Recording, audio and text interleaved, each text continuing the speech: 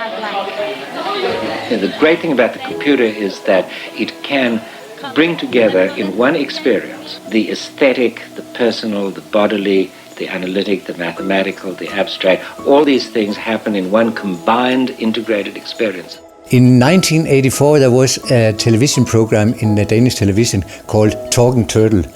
And I happened to watch that, and there was this charismatic person there telling about what children could do with computers. That guy was Simon Papert. What we really have to think about is what produces involvement, engagement, what grabs the individual. What interested me was Simon Papert's view on children and how they can learn through experimentation, how they can learn through play. Education has very little to do with explanation. It has to do with engagement, with falling in love with the material. I was absolutely fascinated, and I said, go and get contact with him. We have to talk to him.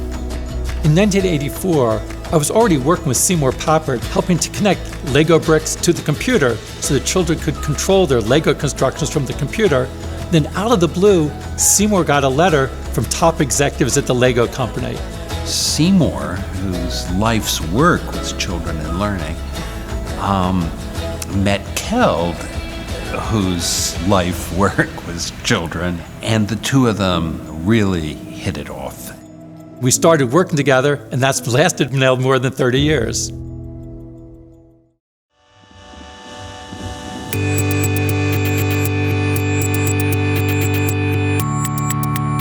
The MIT Media Lab has 25 different research groups doing all different types of creative, innovative work.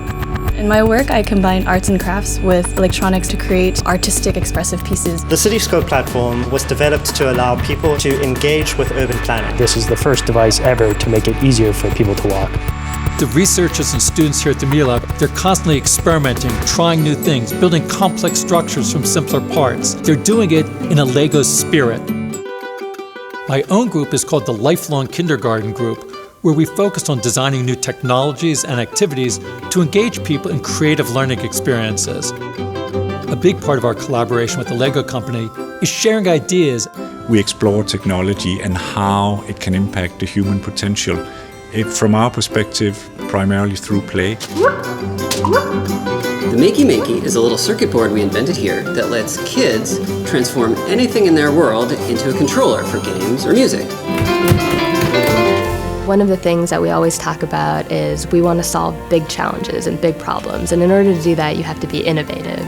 And I think to be innovative, you need people who are sort of not afraid to try new things, make mistakes. So that means we need to help children become creative thinkers. The goal of these creative workshops is really to give children an opportunity to come up with their own ideas, imagine something, and then figure out how to design it. We should still keep this plate, but take this one. They need to be constantly exploring, experimenting. It works! Whoa, oh my God. Through natural discovery, by testing things, by tinkering, by experimenting, by creating.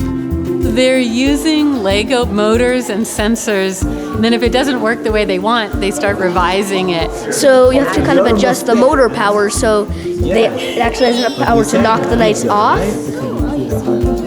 So they're really learning through having a goal, imagining something, and then bringing it to life. So rather than just thinking of the computer of something that I think, what am I supposed to do? They start thinking, what do I want to do with it? They start getting new ideas. The children are learning to program, they're learning about motion. Above all, they're learning the scientific knowledge is not something separate from their passion for toys. After a couple of years of cooperation, it crystallized that we really want to make a set for the schools. We worked for several years on designing prototypes, testing out with children in classrooms. When the elevator comes up, it'll reverse the direction and it'll call elevator again. I can look up now. Get it? We could then, in 1988, market the first product that had come out of the cooperation, which was called Lego TC Logo.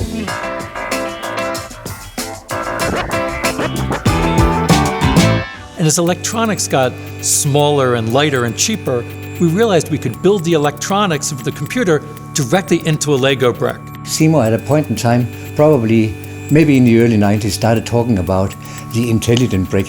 I remember many occasions walking into Kel's office with the latest prototype that we've developed at MIT, and you'd see the gleam in Kel's eyes. We would start talking about it, but he would immediately want to get his hands on the prototype. We ultimately came up with a final version that the Lego company came out with in 1998 as Lego Mindstorms.